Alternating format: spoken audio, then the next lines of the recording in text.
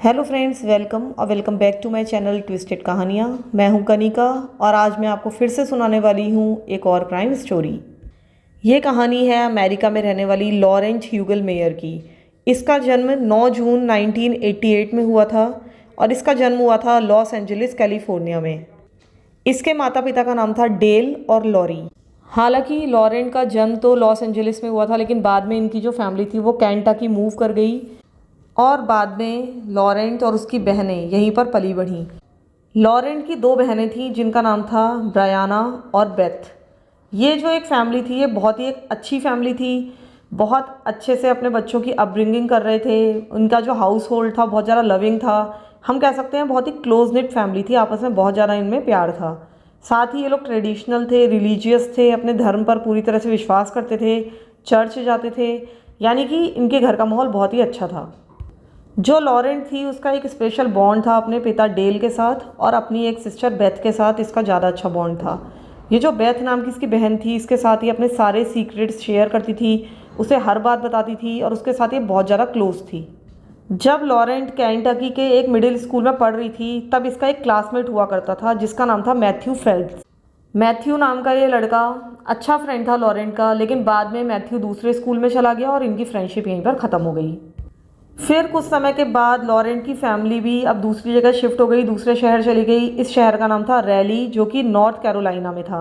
तो लॉरेंट भी अपनी फैमिली के साथ वहाँ शिफ्ट कर गई और बाद में लॉरेंट ने वहाँ के स्वेन काउंटी हाई स्कूल से ग्रेजुएट किया, यानी कि अपना हाई स्कूल पूरा किया 2007 में। उसके बाद वो एप्लेशियन स्टेट यूनिवर्सिटी में अपने आगे की पढ़ाई करने लगी। जब वो अपने 20s में थी और इस यूनिवर्सिटी से पढ़ाई कर रही थी तभी अचानक उसकी इंस्टाग्राम के थ्रू दोबारा मैथ्यू से मुलाकात हुई। इन दोनों ने एक दूसरे को पहचान लिया कि हम क्लासमेट्स थे, हम एक साथ एक हाई स्कूल में पढ़ते थे और दोबारा से अब इनकी दोस्ती हो गई। ये दोनों ही अपने 20s में थे और धीरे धीरे बहुत अच्छे फ्रेंड बन गए। इनमें दोस्ती तो हो गई लेकिन कोई बहुत सुपर क्लोज फ्रेंडशिप नहीं थी, बस इनकी थोड़ी बहुत बातचीत होने लगी क्योंकि वो जो मैथ्यू था वो अभी भी केंटकी में रहता था और जो लॉरेंट थी ये अब रैली में शिफ्ट कर गई थी। तो क्योंकि ये दूर दूर रहते थे तो दूर से जितनी दोस्ती हो सकती है बस उतनी थोड़ी बहुत इनके बीच में दोस्ती थी। इन दोनों शहर के बीच में अगर आप गाड़ी चला कर जाते हो तो करीब 8 घंटे लग जाते हैं आपको। धीरे धीरे अब इनकी दोस्ती आपस में बहुत ज़्यादा बढ़ने लगी। हम कह सकते हैं कि इनका एक लॉन्ग डिस्टेंस रिलेशनशिप बनने लगा था। इनके बीच में प्यार मोहब्बत की शुरुआत हो चुकी थी। जो मैथ्यू था वो लॉरेंट के पीछे बिल्कुल ही पागल था। वो हर समय लॉरेंट के बारे में ही सोचता था। एक तरह से हम कह सकते हैं कि उसकी सेंटर ऑफ द लाइफ अब लॉरेंट ही बनकर रह गई थी। कई बार मैथ्यू लॉरेंट से मिलने के लिए उसके शहर भी आया, यानी कि रैली आया। वो कई बार उससे मिलने के लिए आता था और बहुत ज़्यादा बेचैन रहता था उससे मिलने के लिए। अब उसे लगा कि मुझे इसके साथ ही रहना चाहिए, लॉरेंट के शहर में ही शिफ्ट कर जाना चाहिए और इवेंचुअली जो मैथ्यू था वो रैली ही शिफ्ट कर गया, जो अपने आप में एक बहुत बड़ी बात थी। इस तरह से अपना सब कुछ, अपना शहर वगैरह छोड़कर उसके पीछे वो वहाँ आ गया और ये दोनों ही अब एक दूसरे से पूरी तरह से इन्फैचुएटेड हो चुके थे। इन दोनों के परिवारों को भी इनके रिलेशनशिप से कोई प्रॉब्लम नहीं थी। मैथ्यू के परिवार और इसके परिवार को सब कुछ पता था कि एक दूसरे से प्यार करते हैं, हमें कोई परेशानी नहीं है। केवल एक ही व्यक्ति को इनके रिलेशनशिप से दिक्कत थी और वो थे लॉरेंट के फादर डेल। अब इसके डैड को एग्जैक्टली क्या परेशानी थी, उन्हें क्या लगता था, इसकी तो कोई जानकारी नहीं है। हो सकता है क्योंकि वो एक डैड थे, वो अपनी बेटी के प्रति ज़्यादा प्रोटेक्टिव रहे हों, इसलिए वो इस तरह का शक करते हों मैथ्यू के ऊपर। लेकिन उन्हें मैथ्यू ज़्यादा पसंद नहीं था और वो हमेशा उसको शक भरी निगाहों से देखते थे। अब डेल को हालांकि मैथ्यू से कुछ परेशानियां थीं, उसे वो थोड़ा सा अजीब लगता था, लेकिन फिर भी वो हमेशा लॉरेंट के प्रति बहुत ज़्यादा सपोर्टिव रहे। उन्होंने उसके इस रिलेशनशिप को भी सपोर्ट किया क्योंकि फाइनली वो चाहते थे कि उनकी बेटी लॉरेंट खुश रहे और वो उसके बीच में कोई भी रुकावट नहीं बनना चाहते थे। अब धीरे धीरे ये दोनों ही अपने मिड 20s के करीब पहुंच गए। इन्हें लगा कि अब हमें लाइफ में सेटल हो जाना चाहिए और ये सही भी था क्योंकि मैथ्यू अपना सब कुछ छोड़कर अब रैली में शिफ्ट कर गया था। वो भी चाहता था कि अब ये लोग शादी कर लें और यहाँ पर सेटल हो जाएं और अपनी एक नई ज़िंदगी की अब ये ठीक से शुरुआत करें। तो अभी ये लोग ये सब कुछ सोच ही रहे थे और अभी इनकी डेटिंग चली रही थी। तभी अचानक एक दिन मैथ्यू, जबकि ये लॉरेंट के फैमिली होम में था, यानी कि इसकी फैमिली के साथ टाइम स्पेंड करने आया था और पूरी फैमिली बैठकर कोई बोर्ड गेम खेल रही थी, तभी अचानक मैथ्यू ने कुछ बातों का खुलासा किया। इसने पूरी फैमिली के बीच में बताया, यानी कि सबके सामने बताया कि मेरी एक पहले भी शादी हो चुकी है और वो एक फेल्ड मैरिज थी और मेरा वहाँ से डिवोर्स हो चुका है। अब ये कोई बहुत बड़ी बात नहीं है, स्पेशली फॉरेन में, कि आपकी कोई फेल्ड शादी रही है, आप पहले किसी रिलेशनशिप में रहे हैं। लेकिन इस तरह से इन बातों का खुलासा करना, एक तो फैमिली के बीच, उसने पहले कभी अपनी गर्लफ्रेंड को इस बारे में नहीं बताया और इस तरह से सबके बीच में वो अचानक से बॉम्ब शेल फेंक रहा है, तो ये कुछ बहुत ही अजीब सी बात थी। जब डेल ने भी ये बात सुनी तो वो बहुत ज़्यादा शक्की हो गया। उसको पहले से ही मैथ्यू पर कई शक रहते थे, उसको वो ज़्यादा पसंद नहीं था और अब उसको सुनकर लगा कि ये कैसी अजीब सी बात है और तुम एक बोर्ड गेम के बीच में अचानक से ऐसे बता रहे हो जैसे ये कोई बहुत ही सामान्य बात है। तो अब डेल को भी बहुत ही अजीब लगा, पूरे ही फैमिली मेम्बर्स को बहुत ज़्यादा आघात लगा और उनको ये भी लगा कि अभी तो अपने मिड-20s में ही है और इसके पहले भी इसकी शादी हो गई इतनी कम उम्र में, इसका डिवोर्स हो गया। तो ये एक बहुत ही अजीब सी बात उनको लगी और उनको बहुत धक्का पहुँचा। उसके बाद मैथ्यू ने सारे फैमिली मेम्बर्स से बहुत ज़्यादा स्वीट टॉक्स की, उनको समझा दिया कि ये सब कोई बड़ी बात नहीं है और ऐसा मेरे साथ हुआ था, लेकिन ये सब कुछ नॉर्मल है या जो भी है, उसने सब कुछ समझाया। लोगों को समझ में भी आ गया, या फिर अब वो कर ही क्या सकते थे, उन्हें समझना ही था। सब लोग चुप हो गए। लेकिन ये बहुत ही बिजार था कि लॉरेंट को अलग से ना बताकर वो एक गेम नाइट में ये सारे इश्यू सामने लेकर आया। फिर 2015 में इन्होंने इंगेजमेंट कर ली। उसके लिए इन्होंने एक पार्टी ऑर्गेनाइज़ की। सब लोगों ने वहाँ बहुत खुशी से इनकी इंगेजमेंट में पार्टिसिपेट किया। ये लोग बहुत ज़्यादा खुश नज़र आ रहे थे। उसके बाद अगले साल यानी कि 2016 में इन दोनों ने शादी करने का डिसीज़न ले लिया और शादी कर भी ली। लॉरेंट बहुत ज़्यादा खुश नज़र आ रही है और साथ ही मैथ्यू भी इन पिक्चर्स में। इन लोगों ने सब कुछ इंस्टाग्राम पर शेयर किया, उनकी सारी शादी की फ़ोटोग्राफ्स, इसके साथ ही उनकी ज़िंदगी भी। लॉरेंट हमेशा दिखाती रहती थी कि मैथ्यू कितना अच्छा है, हम लोग साथ में कितने खुश हैं, और वो खुश थे भी। बाहर से देखने पर ऐसा लगता था कि वो बिल्कुल एक परफेक्ट कपल हैं। ये दोनों ही स्टार वार्स के बहुत बड़े फ़ैन थे। इन्होंने अपनी शादी में कुछ स्टार वार थीम्स भी रखी थी जो कि लोगों को बहुत पसंद आई, बहुत क्यूट लगी, क्योंकि इन लोगों के बीच में, यानी कि मैथ्यू के और लॉरेंट के बीच में, कुछ चीज़ें बहुत कॉमन थी। और ऐसी चीज़ें जब किसी कपल में होती हैं तो वो बहुत ज़्यादा आपस में बाउंडेड रहते हैं। इनके फ्रेंड्स और फैमिली मेम्बर्स को भी लगा कि ये सब कुछ बहुत क्यूट है, ये लोग काफ़ी परफेक्ट हैं और जैसे हमारे यहाँ कहते हैं कि इनकी जोड़ी भगवान ने बनाकर भेजी है। अब इस स्टोरी में हम इससे आगे चलें, इससे पहले मैं आपको मैथ्यू की थोड़ी बैक स्टोरी बताना चाहूँगी, क्योंकि अभी तक हमने मैथ्यू के बारे में कोई बात ज़्यादा नहीं की है। मैथ्यू के बारे में हम ये कह सकते हैं कि उसकी जो अपब्रिंगिंग थी वो इतनी ज़्यादा स्मूथ नहीं थी जितनी लॉरेंट की रही थी। इसका बचपन कोई बहुत खुशगवार नहीं रहा था। इसके बचपन में इसकी पिता की कोई यादें नहीं है, वो बहुत जल्दी इन लोगों को छोड़कर चले गए थे। इसकी माँ इसके पिता से अलग हो गई थी, सिर्फ इसकी माँ ने ही इसको पाला और कई बार इसकी माँ जब इधर उधर चली जाती थी तो इसके ग्रैंड पेरेंट्स ने भी इसको पाला। ये काफ़ी ज़्यादा समय अपने ग्रैंड पेरेंट्स के साथ रहा, लेकिन बहुत अच्छे ग्रैंड पेरेंट्स होते हुए भी इसका सब कुछ बहुत परफेक्ट नहीं था। उतना ज़्यादा इसको प्यार, वो अपब्रिंगिंग नहीं मिली जो इसके माता पिता इसको देते। इसी कारण इसे अपने माता पिता के प्रति बहुत ज़्यादा शिकायतें भी रहीं। इसकी माँ ने कई बार शादियाँ की, वो अलग अलग अपने हस्बैंड्स के साथ रही।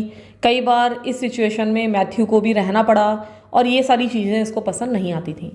इन सारी चीज़ों के कारण बहुत छोटी उम्र से ही ये ड्रग्स और अल्कोहल लेने लगा।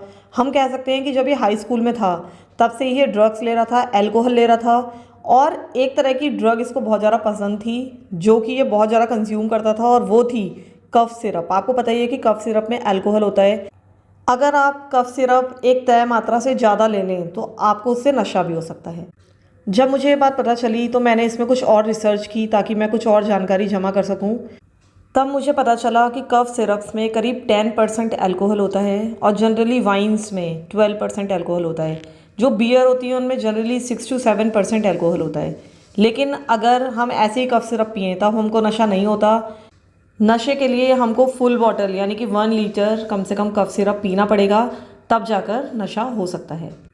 अब आप लोग ये पूछ सकते हैं कि कफ सिरप में अल्कोहल होता ही क्यों है। तो ये इसलिए होता है, इथाइल अल्कोहल, क्योंकि ये एक बहुत ही अच्छा सॉल्वेंट है। जितनी भी दवाइयाँ होती हैं वो आसानी से इसमें घुल जाती हैं और ये कोटिंग कर देती है, जो अल्कोहल होती है पूरे गले में या फिर जहाँ भी इस दवा की आपको ज़रूरत है वहाँ पूरी ये अच्छे से कोटिंग कर देती है। हालांकि अब इस पर डिबेट हो रही है कि अल्कोहल इसमें यूज़ नहीं करना चाहिए, क्योंकि अल्कोहल का अपना कोई रोल नहीं है कफ में या कोल्ड में उसको ठीक करने में। धीरे धीरे मार्केट में अब नॉन अल्कोहलिक कफ सिरप भी अवेलेबल हो रहे हैं जो कि इन अल्कोहल वाले सिरप्स को रिप्लेस कर रहे हैं धीरे धीरे करके। इसके अलावा जब भी आप ड्रंक हों, आपने नशा किया हो, उस समय कभी भी कफ सिरप नहीं लेना चाहिए। इनका जो मिक्सचर है वो बहुत ख़तरनाक हो सकता है।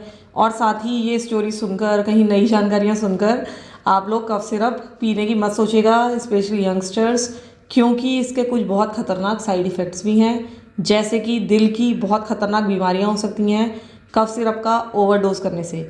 साथ ही मिर्गी के दौरे या किसी और प्रकार के दौरे भी पड़ सकते हैं। जब आप कफ सिरप का नशा करते हैं तो आपको कई बार हेलुसिनेशंस हो सकते हैं या out of the body experiences भी, जैसे कि आप अपनी बॉडी से बाहर हैं। इसके अलावा इथाइल अल्कोहल का एक बहुत बड़ा यूज़ है, जो कि मैं आपसे ये भी शेयर कर लेती हूँ कि ये रॉकेट फ्यूल में यूज़ होता है, यानी कि रॉकेट जिस ईंधन से चलता है उसे इथाइल अल्कोहल से बनाया जाता है। मैथ्यू इतना ज़्यादा इथाइल अल्कोहल का नशा करने लगा था, यानी कि कफ सिरप का नशा करने लगा था, कि इसके ग्रैंड पेरेंट्स भी इससे परेशान हो गए। इसके बाद इन्होंने मैथ्यू को इसके स्कूल से निकाला और एक दूसरे स्कूल में भेजा जो कि बहुत ज़्यादा स्ट्रिक्ट था। अब मैंने आपको इस स्टोरी के शुरू में बताया था कि पहले ये लॉरेंट के साथ ही पढ़ता था, बाद में इसका स्कूल मूव कर दिया गया, तो शायद यही रीज़न रहा होगा कि इसका स्कूल मूव किया गया था। अब वहाँ पर जाकर इसका नशा छूटा या नहीं छूटा इसके बारे में तो कोई जानकारी नहीं है, लेकिन इसके ग्रेड्स अच्छे हो गए, ये पढ़ाई में थोड़ा बेटर हो गया और स्कूल में इसका परफॉर्मेंस भी ठीक हो गया। इसके बाद उसने उसी स्कूल से ग्रेजुएट किया, बाद में ये कॉलेज में भी गया और वहाँ पर भी अच्छे से इसने पढ़ाई की, अपना कॉलेज पूरा किया। तो बाहर से देखने में तो ऐसे ही लग रहा था कि मैथ्यू के लिए चीज़ें अब धीरे धीरे ठीक हो रही थी। अब यहाँ से आगे की स्टोरी तो आपको पता ही है कि ये उसके बाद लॉरेंट से मिला ऑनलाइन, इनकी दोस्ती हुई, धीरे धीरे इनकी दोस्ती बढ़ती चली गई, इनके बीच में प्यार हुआ। फिर ये रैली ही उसके पास मूव कर गया और वहीं पर ये रहने लगे। बाद में इन लोगों ने शादी भी कर ली और अब सब कुछ ऐसा लग रहा था कि परफेक्टली चल रहा था। लेकिन आप लोगों को भी पता ही है कि बाहर से जो रिलेशनशिप परफेक्ट लगती हैं हमेशा ऐसा होता नहीं है। कई बार उनमें कुछ छोटी छोटी प्रॉब्लम्स होती हैं और कई बार कुछ मेजर इश्यूज़ भी हो सकते हैं। इनके साथ दो बहुत बड़ी प्रॉब्लम इस समय चल रही थी। उनमें से एक तो ये थी कि मैथ्यू की डिसीज़न मेकिंग बहुत ज़्यादा पुअर थी, वो अपने डिसीज़न आसानी से ले नहीं पाता था और कई बार सही डिसीज़न नहीं ले पाता था। इसके अलावा कई जगह उसकी माँ का इंटरफेयर भी रहता था उसकी लाइफ में। जब लॉरेंट और मैथ्यू की इंगेजमेंट पार्टी हुई, उस रात मैथ्यू की माँ वाइट कलर की ड्रेस पहनकर इस इंगेजमेंट पार्टी में पहुंची, जबकि ऐसा कोई नहीं करता है जनरली। जो उस समय ब्राइड टू बी होती है वही वाइट कलर की ड्रेस पहनती है। ये एक तरह का नियम है जो कहीं लिखा हुआ तो नहीं है, लेकिन हर कोई इसे फॉलो करता है। शायद मैथ्यू की माँ एक नार्सिसिस्ट थी, उनको ऐसा लगता था कि सबका अटेंशन उनके ऊपर ही रहे, और ये चीज़ देखकर लॉरेंट बहुत ज़्यादा चिढ़ गई, उसको बहुत बुरा लगा और उसको उनका ये बिहेवियर बिल्कुल भी पसंद नहीं आया। और शायद इसी कारण से और भी कुछ रीज़न रहे होंगे, उसके बारे में ज़्यादा पता नहीं है, लेकिन उनके इसी तरह के रवैये के कारण इन दोनों के रिलेशन कभी भी बहुत अच्छे नहीं हो पाए। कभी भी हम कह सकते हैं कि सेम पेज पर नहीं आ पाए। मैथ्यू और लॉरेंट की शादी के बाद ऐसे लगने लगा था कि इनकी जो लाइफ है वो बदल गई है। शादी से पहले की लाइफ बहुत अच्छी चल रही थी, लेकिन शादी होते ही अब इनके बीच की दरारें नज़र आने लगी थी। उनके बीच में बहुत सारे इश्यूज़ होने लगे थे। लॉरेंट बहुत ही हार्ड वर्किंग थी, वो हमेशा जॉब्स करती रहती थी और ऐसा भी कहा जाता है कि वो एक ही टाइम पर मल्टीपल जॉब्स किया करती थी।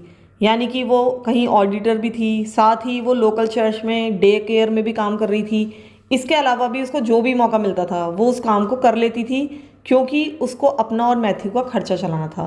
दूसरी तरफ जो मैथ्यू था उसे काम करना बिल्कुल भी पसंद नहीं था। वो हर समय अपनी जॉब्स छोड़ता रहता था, जॉब्स चेंज करता रहता था, नए नए बहाने बनाता रहता था जॉब्स चेंज करने के। और जब वो जॉब्स छोड़ता था तो कई कई दिन तक वो घर में ही पड़ा रहता था, उसको कोई चिंता नहीं थी कि घर कैसे चलेगा। इसलिए लॉरेंट को उसका खर्चा भी खुद ही उठाना पड़ता था और इन चीज़ों के कारण अब इनके बीच में टेंशन बढ़ता जा रहा था। लॉरेंट इस घर की मेन ब्रेड विनर तो थी ही, लेकिन साथ ही मैथ्यू को कोई शर्म नहीं थी उसका पैसा उड़ाने में भी। मैथ्यू हर समय उसके सेविंग अकाउंट में से पैसे निकालता था, उसके बाद वो पैसे अपने ऊपर खर्च करता था। जो चीज़ें वो अफोर्ड नहीं कर पाया था अभी तक, या फिर जो भी उसका लेने का मन होता था वो शॉपिंग के लिए निकल जाता था, उन चीज़ों को खरीद लेता था। उसको बिल्कुल भी ऐसा नहीं लगता था कि वो किसी दूसरे का पैसा खर्च कर रहा है। अगर वो खुद कमाता और उड़ाता तो कोई दिक्कत नहीं थी, लेकिन वो लॉरेंट के इतने मेहनत से कमाए हुए और जोड़े हुए पैसों को उड़ाता जा रहा था। जैसे कि मैंने आपको पहले भी बताया था कि ये दोनों स्टार वार्स के बहुत बड़े फ़ैन थे और इसलिए ये डिज्नीलैंड जाना चाहते थे। उसके लिए जो लॉरेंट थी वो पैसा बचा रही थी, एक एक पैसा जोड़ रही थी कि वो इस ट्रिप पर जाएं। लेकिन जैसे ही वो अपने सेविंग गोल पर पहुंचने वाली होती थी, यानी कि इन पे काफ़ी पैसा हो जाता था कि अब हम ट्रिप पर जा सकते हैं जल्दी ही, तभी मैथ्यू अचानक एक दिन जाता था, इन पैसों में से ज़्यादातर पैसे बाहर निकालता था और सारे के सारे पैसे अपने ऊपर ही खर्च कर देता था। और आप समझ ही सकते हैं कि ये सब देखकर लॉरेन को कितना ज़्यादा गुस्सा आता होगा। वो बहुत ज़्यादा चिढ़ जाती थी। अब इनके बीच में बहुत ज़्यादा लड़ाइयाँ होने लगी थी। एक तरह से हम कह सकते हैं कि इनके रिलेशनशिप बहुत ज़्यादा कड़वे हो चुके थे। इसके अलावा ये भी कहा जाता है कि मैथ्यू कहीं ना कहीं अनफेथफुल भी था। वो लॉरेन को धोखा दे रहा था। और ये बात वैसे पक्की नहीं है कि वो ऐसा कर रहा था, लेकिन ऐसे बहुत सारे र्यूमर्स हैं। एक ऐसी घटना भी है जिसके बार बार रेफरेंस दिए जाते हैं। तो एक दिन जो लॉरेन थी वो घर में डिनर बना रही थी अपने लिए और मैथ्यू के लिए। तभी मैथ्यू ने अचानक उसको टेक्स्ट किया। वो अपनी पड़ोसन के घर में गया हुआ था। उसकी पड़ोसन का नाम था वैलेरी। उसने लॉरेन को टेक्स्ट किया, मैथ्यू ने, यानी कि मैसेज किया, eat without me, I am having way too much fun with Valerie. यानी कि तुम मेरे बिना ही डिनर कर लो, तुम्हारे साथ होने से कहीं ज़्यादा मज़ा मुझे वैलेरी के साथ आ रहा है, उसके साथ टाइम स्पेंड करने में आ रहा है। अब आप समझ ही सकते हैं कि उसको कितना ज़्यादा गुस्सा आया होगा। वो आराम से घर में थी, अपने हस्बैंड के लिए और अपने लिए डिनर बना रही थी। सोच रही थी हम कुछ अच्छा टाइम स्पेंड करेंगे, लेकिन उसका हस्बैंड उसे मैसेज कर रहा है कि एक तो मैं पड़ोसन के घर में हूँ और ऊपर से तुम्हारे साथ होने से कहीं ज़्यादा अच्छा मुझे उसके साथ लग रहा है। तो लड़ाइयाँ तो होनी थी। इस तरह की हरकतें मैथ्यू करता जा रहा था। अगर वो चाहता तो वैलेरी को अपने घर पर डिनर के लिए बुला सकता था, या फिर अगर वो वैलेरी के घर गया ही था तो ये लॉरेन को भी कहता कि तुम भी यहीं आ जाओ, हम लोग साथ में मज़े करते हैं, मस्ती करते हैं, बातचीत करेंगे, कुछ गेम्स खेलेंगे। लेकिन इसने ऐसा नहीं किया। ऐसा लग रहा था कि जैसे जानबूझकर लॉरेन को चिढ़ा रहा हो। इधर मैथ्यू खुद तो इस तरह की हरकतें कर रहा था, लेकिन वो कहीं ना कहीं लॉरेन पर बहुत ज़्यादा शक करता था। उसने ज़बरदस्ती अपने मन में एक बात बिठा रखी थी कि जिस चर्च के डे केयर में लॉरेन काम करने के लिए जाती है, वहाँ पर एक लड़का है, वो लॉरेन को बहुत ज़्यादा पसंद करता है, उसका लॉरेन पर क्रश है। और ये सारी बातें मनगढ़ंत थी। चर्च में ऐसा कोई भी लड़का नहीं था जो लॉरेन को पसंद करता था। ये सारी बातें बकवास थी, लेकिन अपने दिमाग में उसने इस तरह की गंदगियाँ पाल रखी थी। फिर कुछ दिन ऐसे ही बीते। उसके बाद मैथ्यू ने डिसाइड किया कि अब वो अपनी ज़िंदगी में कुछ बदलाव करना चाहता है। वो अपनी इस रूटीन ज़िंदगी से बाहर आना चाहता है। उसने दोबारा से कॉलेज में एडमिशन लिया। उसने अपनी एजुकेशन बढ़ाने का सोचा और साथ ही अब वो एक चर्च में एक पैस्टर यानी कि एक पादरी बनना चाहता था। अब जैसे कि मैंने आपको बताया था कि लॉरेन की जो फैमिली थी वो बहुत ज़्यादा धार्मिक थी। तो लॉरेन को ये सुनकर बहुत ज़्यादा खुशी हुई कि वो एक पैस्टर बन जाएगा। वो इसके लिए बहुत ज़्यादा एक्साइटेड थी। अब मैथ्यू कितना ज़्यादा धार्मिक था इसकी तो कोई जानकारी नहीं है। हो सकता है कि अब वो धार्मिक हो गया हो या वो इन सारी चीज़ों पर विश्वास करता हो। लेकिन लॉरेन को अब ऐसा लगा कि अब धीरे धीरे चीज़ें बदल रही हैं। उसको ऐसा लगा कि जिस सुरंग से हम गुजर रहे थे अब उसके अंत में रोशनी नज़र आने लगी है और धीरे धीरे अब हम इस टनल से बाहर आ जाएंगे। लेकिन अनफॉर्चुनेटली चीज़ों ने एक बहुत रॉन्ग टर्न ले लिया। 1 सितंबर 2017 में रात को 1 बजे मैथ्यू ने एक 911 कॉल की, जहां पर उसने एडमिट किया कि मैंने लॉरेन को चाकू घोप घोप कर मार डाला है। जिस समय लॉरेन को इसने मारा उस समय उसकी उम्र सिर्फ 29 ईयर्स थी। अब आप आगे इस 911 कॉल को सुन सकते हैं, लेकिन उससे पहले मैं आपको एक प्रीफेस देना चाहती हूँ कि इस कॉल में वो ये क्लेम कर रहा है कि ये एक एक्सीडेंट था और मैंने ऐसा किया तो, लेकिन ऐसा लगता है कि उस समय मैं कोई सपना देख रहा था। What do you mean by that? What happened? I had a dream, and then I turn on the lights and she's dead on the floor. How? I have blood all over me, and there's a bloody knife on the bed, and I think I did it. I took more medicine than I should have. What medicine did you take? I took Corsine, cough and cold, Corsine, HCT, cough and cold, because I know it can make you feel good, so a lot of times I can't sleep at night. इसी call में इसने आगे दावा किया कि मैंने recommended dose से ज़्यादा कफ सिरप पी लिया था। वो इस एक्सक्यूज़ को यूज़ करना चाहता था कि क्यों उसने इस तरह का कांड किया। वो ये दिखाना चाहता था कि कफ सिरप पीने के कारण मुझसे ये गलती हो गई। इस 911 कॉल के बाद पुलिस तुरंत ही वहाँ पर पहुँच गई, यानी कि बहुत ही जल्दी वहाँ पर पहुँच गई। इस समय तक मैथ्यू अभी तक फ़ोन पर ही था 911 के साथ, जबकि दूसरी तरफ पुलिस उसके घर पर पहुँच चुकी थी। अब वहाँ पर पैरामेडिक्स वाले भी आ चुके थे। उन्होंने बहुत कोशिश की लॉरेन को बचाने की, लेकिन जब वो उसे हॉस्पिटल लेकर गए तो उसे डेड ऑन अराइवल बताया गया। जब लॉरेन की ऑटोप्सी की गई तो ये पाया गया कि उसको 123 बार चाकू मारा गया है। और ये इतना बड़ा फिगर है जो कि मैंने इतनी क्राइम स्टोरीज़ में कभी भी नहीं सुना।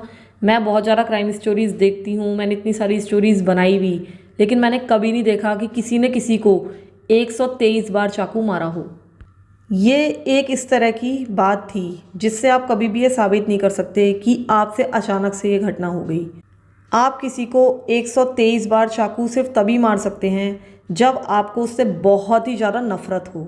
नफ़रत में भरा हुआ ये क्राइम यहाँ पर साफ नज़र आ रहा था। जब मैथ्यू ने लॉरेंस से शादी की थी तो उसके घर वालों को सबके सामने उसने प्रॉमिस किया था कि मैं हमेशा इसको प्रोटेक्ट करूँगा, इसकी केयर करूँगा।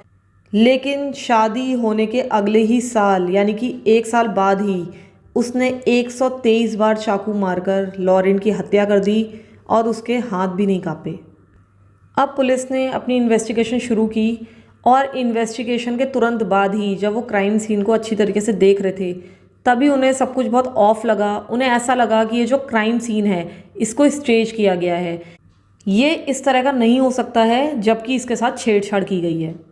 बेडरूम के बेड पर एक नीटली प्लेस्ड नाइफ रखा गया था, ऐसा लग रहा था वहाँ पर उसको रखा गया है जानबूझ के सजाकर। साथ ही बाथरूम की वैनिटी पर एक कफ सिरप की खुली हुई बॉटल रखी गई थी जो कि ऐसा लग रहा था कि जानबूझ के रखी गई है ये दिखाने के लिए कि इसने पहले कफ सिरप पिया और उसके बाद जाकर हत्या की। इसके अलावा जब 911 की टीम इमरजेंसी कॉल के बाद मैथ्यू के घर पर पहुंची थी तो उन्होंने पाया था कि मैथ्यू के कपड़ों पर बहुत ही कम खून लगा हुआ है, जबकि अगर उसने अपनी वाइफ को 123 बार स्टैब किया है तो उसे पूरा खून से लथपथ होना चाहिए। इसको देखकर ऐसा बिल्कुल नहीं लग रहा था कि अभी अभी इसने किसी का कत्ल किया है। तो ये बिल्कुल क्लियर था कि ये बिल्कुल अपने दिमागी संतुलन में था जब इसने अपनी बीवी को मारा। इसमें उस समय इतनी समझ थी कि इसने अपने आप को साफ़ किया, जाकर शावर लिया, इसके बाद बाहर आकर इसने सीन स्टेज किया यानी कि चाकू सही जगह पर रखा, इसने कफ सिरप की बोतल स्टेज की और उसके बाद जाकर इसने 911 को कॉल किया। अगर कोई भी व्यक्ति बुरी तरीके से नशे में होगा तो उसमें इतनी समझ नहीं होगी कि ये सब कुछ वो सोच सके, अपने आप को साफ कर सके और इस तरह की हरकतें कर सके। पुलिस ने कुछ समय के बाद ही उसे अरेस्ट कर लिया और उससे पूछताछ करने लगी। इसकी पहली कोर्ट अपीयरेंस 5 सितंबर को हुई, यानी कि अभी लॉरेंट का मर्डर हुए सिर्फ 1 हफ्ता ही बीता था। इस पर लॉरेंट के मर्डर के चार्जेस लगाए गए, इसको जेल में ही रखने के ऑर्डर पास हुए और साथ ही इसको जेल में रखा जाना था बिना किसी बॉन्ड के। अब सबको यही उम्मीद थी कि या तो इसको डेथ पेनल्टी मिलेगी या फिर लाइफ इन प्रिजन मिलेगा जिसमें पैरोल की भी कोई गुंजाइश नहीं होगी। इसके बाद ये भी पता चला कि लॉरेंट को अपनी मैरिज में कुछ बहुत ज़्यादा डिस्कम्फर्ट्स थे।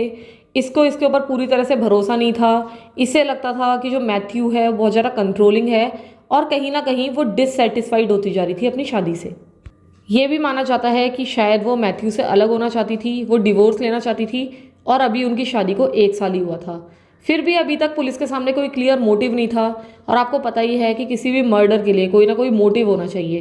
तो यहाँ पर अब पुलिस मोटिव की तलाश में जुटी थी। फिर कुछ समय के बाद पुलिस को इसका एक प्राइवेट इंस्टाग्राम अकाउंट मिला। इसने ये जो इंस्टाग्राम अकाउंट था वो बहुत ज़्यादा छुपा के रखा था ऑब्वियसली, लेकिन फिर भी क्योंकि आपको पता ही है कि जब पुलिस ढंग से इन्वेस्टिगेशन करती है तो सब कुछ खोद निकालती है, तो इनको भी इसका एक प्राइवेट अकाउंट मिला जिसमें इसका नाम इसने रखा हुआ था मार्टी रेडिकल।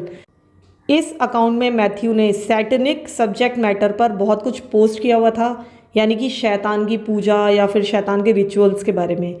इसके अलावा बहुत सारी फ़ोटोज़ इसने इस अकाउंट में पोस्ट की थी और ये बेसिकली एक मूवी से थी ये सारी फ़ोटोज़ जिसका नाम था अमेरिकन साइको। और अगर आप लोगों को पता नहीं है तो मैं आपको बता दूं कि ये मूवी यानी कि अमेरिकन साइको एक अमेरिकन सीरियल किलर के ऊपर है। ऐसा लग रहा था इसका ये अकाउंट देखकर कि कहीं ना कहीं ये अमेरिकन साइको मूवी से ऑब्सेस्ड है। कई बार ये इस मूवी के हीरो जिसका नाम था पैट्रिक बेटमैन उसके जैसे कपड़े पहनता था, उसके बाद अपनी फ़ोटोज़ क्लिक करता था और उसे भी इस इंस्टाग्राम अकाउंट पर पोस्ट करता था। लेकिन इसके ताबूत की आखिरी कील साबित हुई इसकी एक पोस्ट जो कि इसने लॉरेंट की मौत से 1 दिन पहले ही इस इंस्टाग्राम अकाउंट पर की थी। उसमें इसने लिखा था everyone is thinking that I am a serial killer.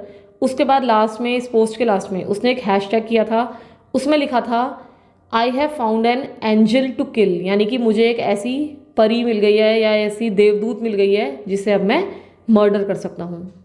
ये सब देखकर अब लॉरेंट के घर वालों का बहुत ज़्यादा दिल टूट गया। वो बिल्कुल सख्ते में आ गए, सदमे में आ गए। उन्हें लगा कि बेकार में ही उनकी बेटी का कत्ल कर दिया गया है। ये सब कुछ इसने प्लान करके किया, सिर्फ अपना ऑब्सेशन पूरा करने के लिए इसने अपनी वाइफ का मर्डर कर दिया। इसके बाद जो लॉरेंट के पिता डेल थे, उन्होंने एक टेलीविज़न इंटरव्यू दिया।